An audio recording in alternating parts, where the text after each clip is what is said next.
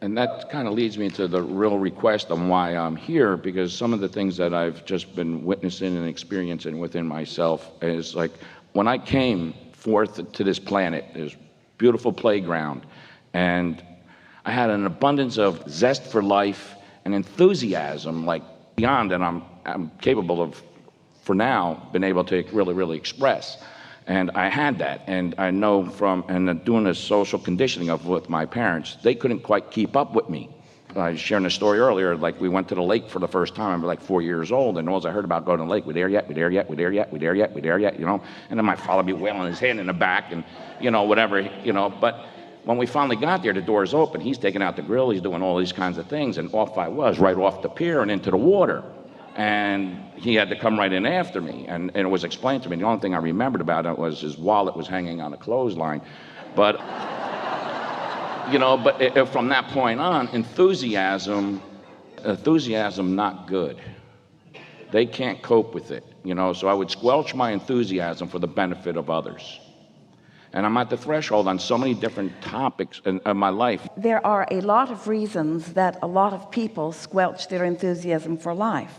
Sometimes you blame it on your past conditioning, your social conditioning. Yeah. We think that's an accurate awareness. Sometimes you blame it on the person who is not pleasing you in the moment, something that you have no control over. But the whole point of everything that we're talking about here is that it is possible for you to be at any stage of life that you are in terms of the years that you're moving through, and to return to the enthusiasm that you felt when you made the decision to come.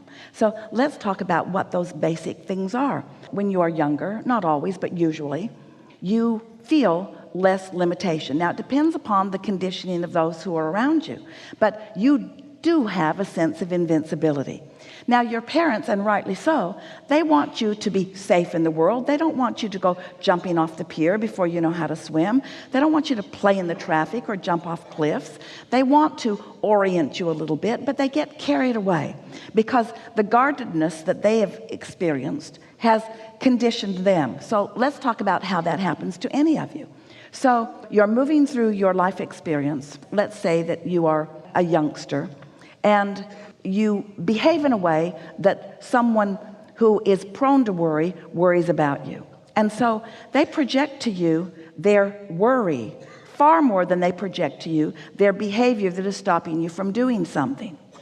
So what we want to say to you is that while you think it is the restriction that their action has caused, like him swatting you and wanting to contain you, or him snatching you out of the water, or telling you that you can't do something, or physically restraining you or restricting you, that is not what leads you to the socialization that you are talking about.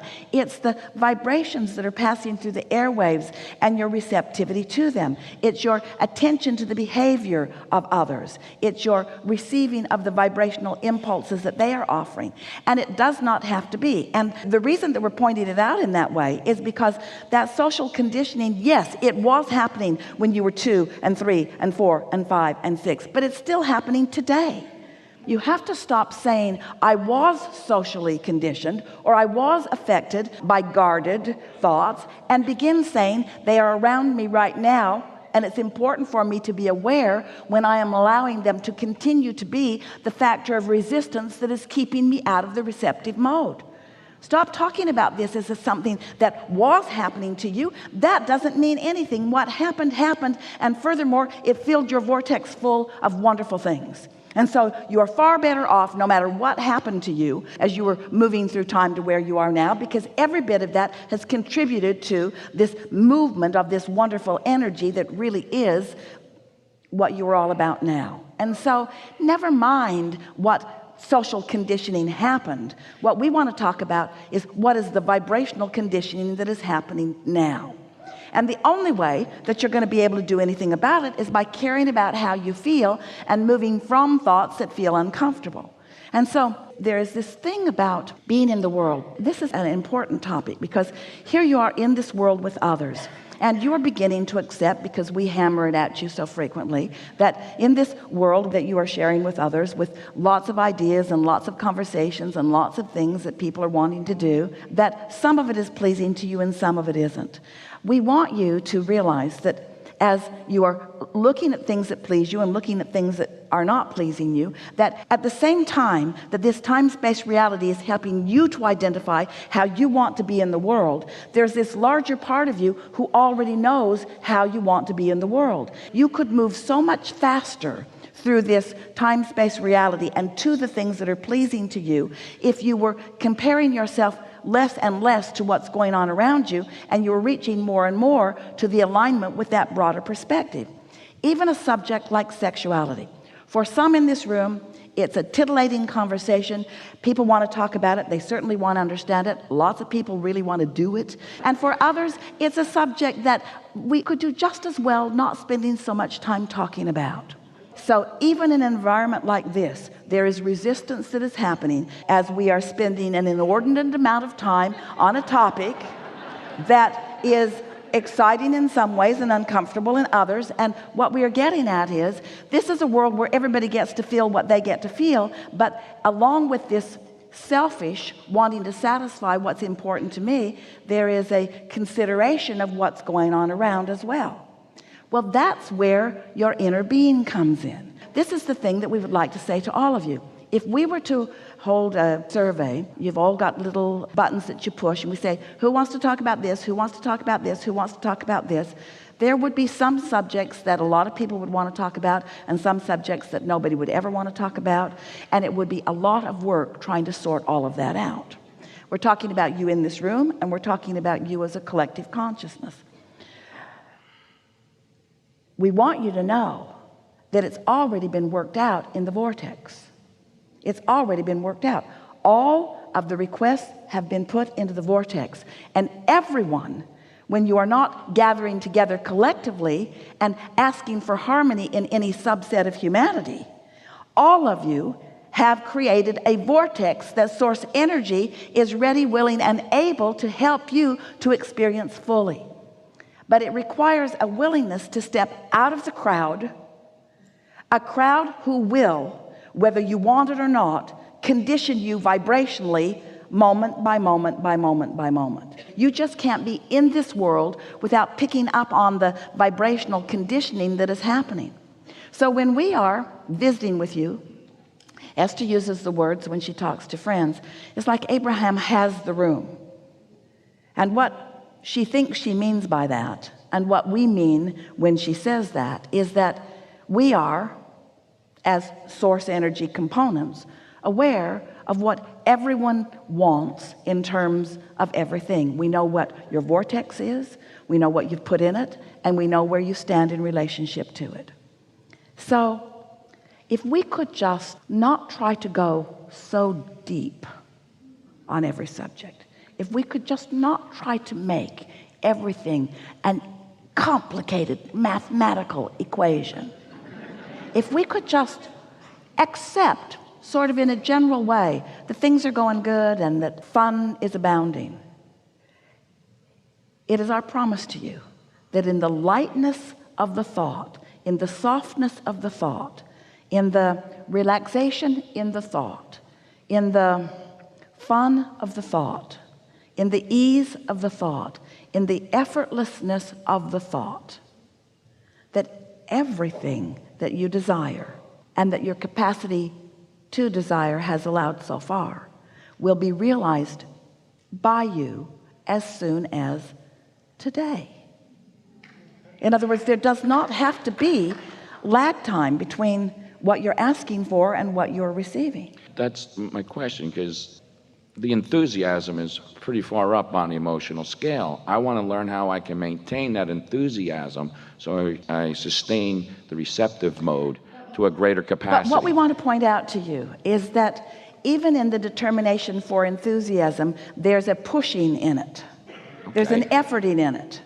And so that's why we're guiding you more to the letting it happen, to the allowing of it happening. But that requires some important understandings. That requires a willingness to accept that the vortex exists. Do you? Oh, yes. A willingness to accept that you are an extension of source energy. Do you? Absolutely. A willingness to understand that you have an emotional guidance system within you. Do you? I do. A willingness to accept as much as you are ready to receive in any moment and nothing more. Do you? I always want more. I always want more. I'm a greedy bugger. Of course you want more, but this is the thing that we want you to understand. A readiness to receive what you're ready to receive and not more.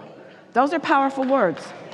A readiness to receive what you're ready to receive, a willingness to receive what you're ready to receive and not more. A willingness to accept the perfection of the way it is working, the not trying to push the noodle. When you get into that mindset, and for many of you, it takes a little doing because you've been setting goals and you've been managing things and you've been orchestrating things and you've been doing things and you become so action-oriented that you have socially conditioned yourself to a way of life that works to a certain extent, but it's not the mastery of creation that you're reaching for. And so it's a softening of that intensity. It's a being satisfied with one orgasm, for God's sake, for a minute. Well, you probably remember in Playa because, like, I did keep score, and it was like, okay, Well, we don't- 5-1, and 15-3, and it's like this isn't fair, and and now you. Don't miss our point here. Okay, one is great. It really is. It's the best thing because Don't miss our point. The point that we're making is, and you are all hearing it, and we'll just wrap this up by saying it one more time, is that if you can acknowledge step 1, 2, 3, step 1, 2, 3. Step 1 is the contrast, the blessed contrast that you think you don't want has done all of the work. The contrast that you think you don't want has done all of the work. It has helped you to decipher from all that you are living, and as far as you can see, what you most prefer from where you stand. And it matters a lot because you're on the leading edge and you're asking for things that whole of you, that source energy part of you, has never asked for before. And so that expansion has happened. The work has been done. The vortex is underway, and now the laws of the universe are carrying it, along with your inner being who is tending it precisely and with unspeakable consideration. So the work is done in terms of the trying. All of the trying happened in the experiencing of the contrast. And so now you're in the receptive mode and you receive that impulse or that idea that you want something. This is the thing that we want you to do when that occurs. When you realize that you have allowed yourself to be in the receiving mode enough that an idea occurs to you, that's when we want you to stop trying more, not start trying more. Can you hear that?